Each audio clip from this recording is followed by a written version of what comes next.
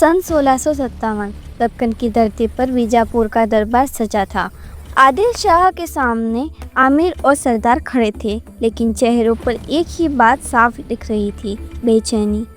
हर दिन एक खबर आती, कभी पुरंदर हाथ से गया तो कभी कोटाला पर मराठों का झंडा लहराया, और इन सब के पीछे सिर्फ एक ही नाम था, शिवा। बीजापुर जैसी बड़ी सल्तनत के लिए एक नौजवान मराठा सरदार का इस तरह सर उठाना कोई मामूली बात नहीं थी।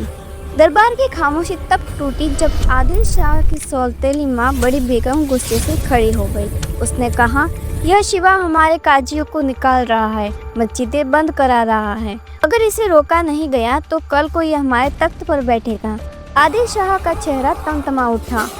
उसने गरज कर कहा, क्या कोई है जो शिवा को उसकी औकात दिखा सके? सारे मनसबदार चुप थे। तब दरबार के कोने से एक विशालकाय आदमी आगे बढ़ा, अफजल खान। 6 फुट लंबा, बारिश शरीर, चाल में अहंकार और आंखों में निडरता। वही अफजल जिसने कर्नाटक में राजाओं को छल से मारा, मंदिर जलाए और औरतों को गुलाम बनाया था। आदिल शाह बोला, अगर कोई हमारे झंडे को ऊंचा रख सकता है तो वो तुम हो अफजल। शिवा को ख़त्म कर दो, जिंदा नहीं चाहिए। अफजल ने ठंडी मुस्कान के साथ कहा, हुजूर, ये काफिर अब ज़्यादा दिन नहीं जिएगा। किसी को नहीं पता था कि यही घमंड उसका अंत होने वाला है। उधर सह्याद्री की घाटियों में एक और कहानी आकार ले रही थी, शिवाजी महाराज। वो युवा राजा जिसके भीतर माँ जीजाबाई ने बचपन से स्वराज्य का सपना बोया था।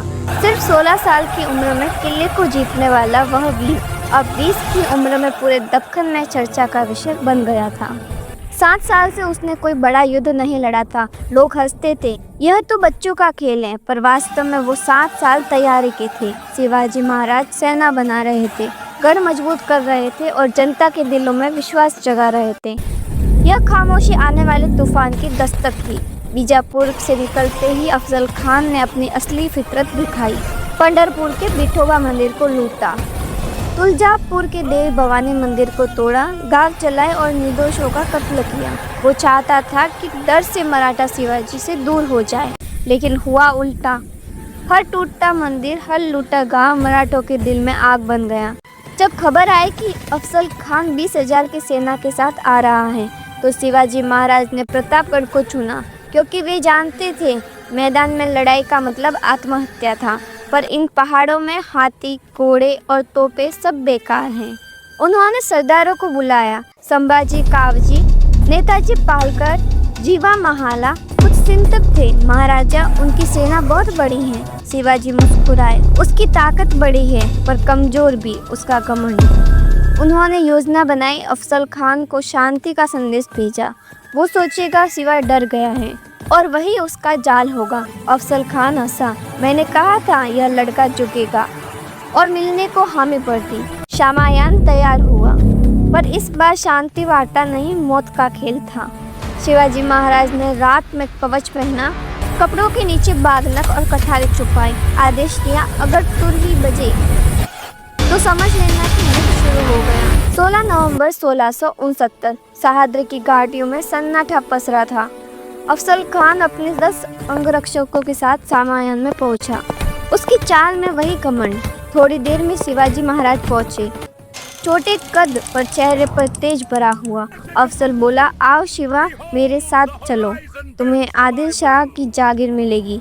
राजा बनने के सपने छोड़ दो। शिवाजी मुस्कुराए और कहा, आप जैसे वीर से मिलना मेरा सौभाग्य है। दोनों गले मिले।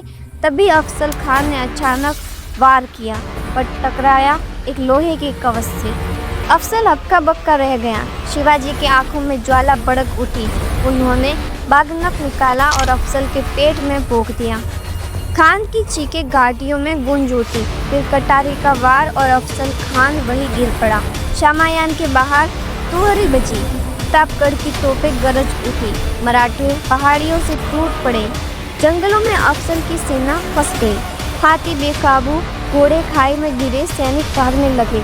मराठों ने चारों ओर से हमला बोला। कुछ ही घंटों में मैदान मराठों की जय घोष से गूंज उठा। जय भवानी, जय शिवाजी। अफजल खान की लाश शामायान में पड़ी थी। वो शरीर जो कभी आतंक का प्रतीक था, आज मिट्टी में समा चुका था। बीजापुर का दरबार सन्न हो गया। आदिल शाह हैरान था, बड़ी बेगम खामोश। औरंगजेब तक यह खबर पहुंची, एक पर्वत का शेर अब मैदान में उतर चुका है। उधर महाराष्ट्र के गांवों में दीप जले, लोग बोले, हमारे शिवाबा कोई साधारण राजा नहीं, वो तो माँ भवानी के वरदान से जन्मा हुआ वीर है। और उसी दिन से प्रतापगढ़ की घाटियों ने यह सदा के लिए याद रख लिया कि जब अन्याय घमंड बन जाए तो शिवाजी जन्म लेता है।